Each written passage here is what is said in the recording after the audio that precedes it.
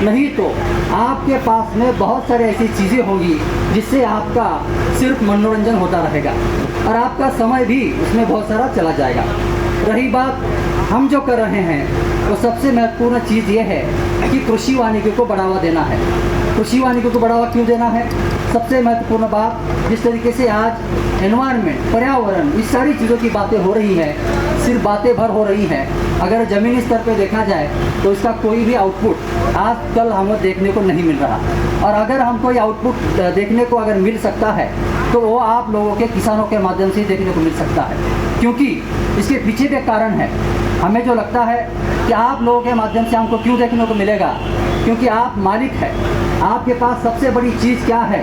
तो वो ज़मीन है, जिस ज़मीन के ऊपर आप लोग आपके द्वारा प्रयोग कर सकते हैं।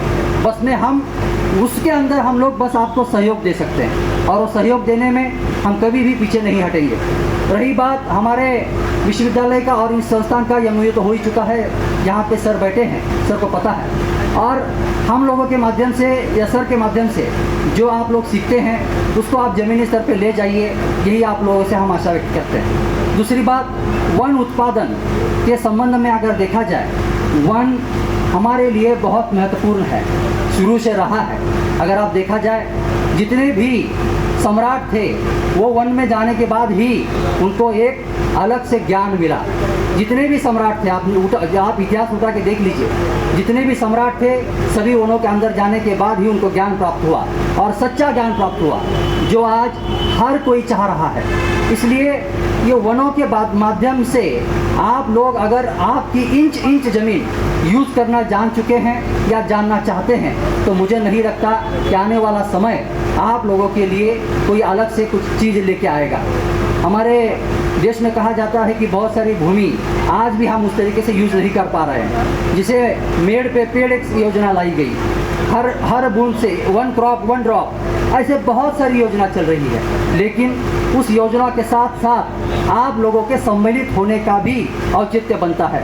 अगर आप लोग सम्मिलित नहीं होंगे तो ये योजनाएं धरी की धरी रहेंगी। जैसे आज का ये जो हम लोगों का मेला है, ये मेला भी इसीलिए यहाँ पे आयोजित किया गया है कि आप सभी लोग, हम लोग आपसे सीखें और आप हमसे सीखें। एक सीखने की प्रोसेस है, इसमें ना आप ज़्यादा आगे हैं ना हम पीछे हैं, या हम आगे हैं आप पीछे हैं। जो आप लोग कर रहे हैं, जहाँ हम यहाँ कर रहे हैं, उसका एक आदान प्रदान की एक प्रोसेस है, इसी को मेला बोला जाता है। अगर आप इतिहास देखा जाए तो पहले मेलों में दो बिछड़े भाई मिलते थे, दो बिछड़े जितने भी लोग होते तो मिला करते थे, इसलिए पहले मेला आयोजित किया जाता है। लेकिन आज के समय में अगर देखा जाए तो ये ज्ञान जहाँ जहाँ भी लैप्स हो रहा है, जहाँ जहाँ भी ज्ञान छूट रहा है, उस ज्ञान को एकत्रित लाने के संबंध में ये मेले मुझे लगता है आयोजित करना ज़रूरी है।